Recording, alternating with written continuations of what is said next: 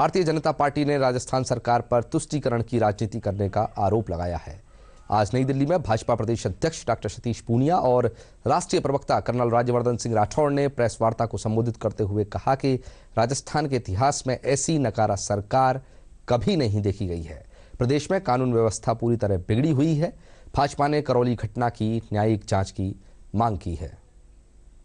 3 साल से कांग्रेस पार्टी की अशोक गहलोत जी की सरकार है।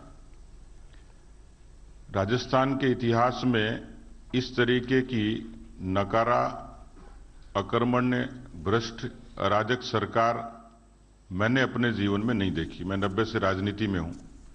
सरकार इनकी भी रही है और जिस तरीके से राजस्थान में मुद्दों के तौर पर एक बड़ा मुद्दा किसानों के बीच में कर्जा माफी का आता है, जिसकी खुद वायदा किया था राहुल गांधी जी ने और कहा था कि चाहे सूरज उगे न उगे, चंद्रमा गायब हो जाए, 10 तक गिनती गिनूंगा और कर्जा माफ हो जाएगा।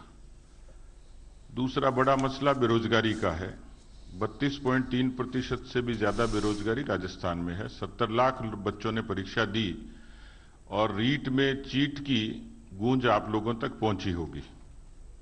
उस पर भी हम लोग सीबीआई की डिमांड कर रहे हैं और सरकार उस पर पीछे हट रही है। पिछले 3 सालों में 7 लाख के करीब 7 लाख FIR ये पहली बार राजस्थान में दर्ज हुई है। और केवल इतना नहीं, इन 7 लाख मुकदमों में पिछले 21 से लेकर 22 तक का जो आंकड़ा है, उसमें वो सब चीजें शामिल हैं जिसमें मॉब लिंचिंग भी है, जिसमें कम्युनल राइट्स भी हैं और खास तौर पर महिलाओं के मामलों में 1 साल का आंकड़ा है 6337, जो सिर्फ गैंगरेप, दुष्कर्म, उत्पीड़न की घटनाएं हैं। राजस्थान की इस शांति को किसी ने खत्म किया तो उसके दोषी अशोक गहलोत जी हैं।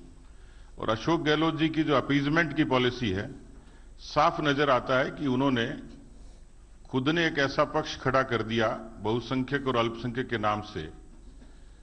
उनका पिछले 3 वर्षों का ट्रैक देखेंगे तो बहुसंख्यक अपने आप को त्योहार मनाने में भी हिचकते हैं, डर लगता है उनको।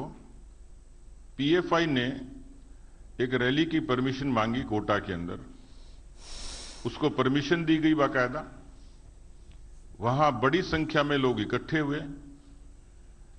हाँ, लाठी और हथियारों से लैस वो लोग थे। वहां जो नारे लगे जिस तरीके से, बीकानेर में इसी तरीके से जुलूस पर पाबंदी लगी, भीलवाड़ा पर लगी और इसी तरीके से 144 को इंपोज किया जगह जगह उन जुलूस को डिस्करेज करने के लिए।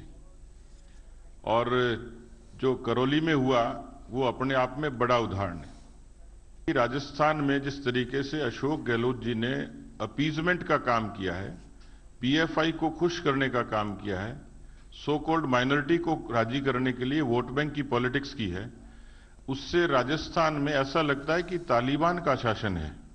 और इसलिए हमारा सीधा सीधा आरोप है कि इसकी पूरे प्रकरण की न्यायिक जांच होनी चाहिए। निर्दोषों को जिस तरीके से टारगेट करके और उस पे उनको पुलिस का दबाव देकर जिस तरीके से उनको हतोत्साहित करने की कोशिश हुई है। एक अपोजिशन पार्टी होने के नाते राजस्थान के अंदर अगर हम तुष्टीकरण को देखते हैं तो हम चुप नहीं रह सकते। अगर हम राजस्थान को जलता हुआ देख रहे हैं तो हम चुप नहीं रह सकते। और अगर जरूरत पड़ती है तो राजस्थान नहीं, बात दिल्ली में आकर दिल्ली की पूरी राष्ट्र की मीडिया के साथ करने की जरूरत पड़े तो आज वो भी आपके साथ करने के लिए आए हैं। और अचंभा नहीं होता अगर राजस्थान की कांग्रेस सरकार की इस तरह की सोच है, क्योंकि ये वही कांग्रेस पार्टी है जिसने हिंदू आतंकी शब्द दिया।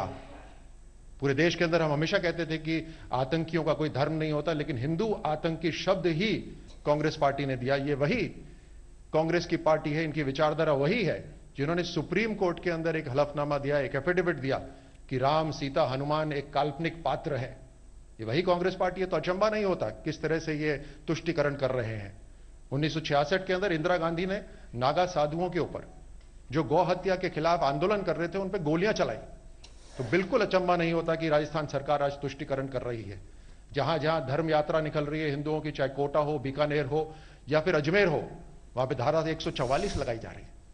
यानी पहले से यह सोचा जा रहा है, माना जा रहा है कि हिंदू तो कम्युनल है, हिंदू सांप्रदायिकता बढ़ाएगा, इस तरह का माहौल बनाया जा रहा है। और उसी के साथ साथ एक धर्म विशेष के लिए कानून निकाला जा रहा है कि यहां पर किसी भी हालत में बिजली की कटौती नहीं की जाएगी।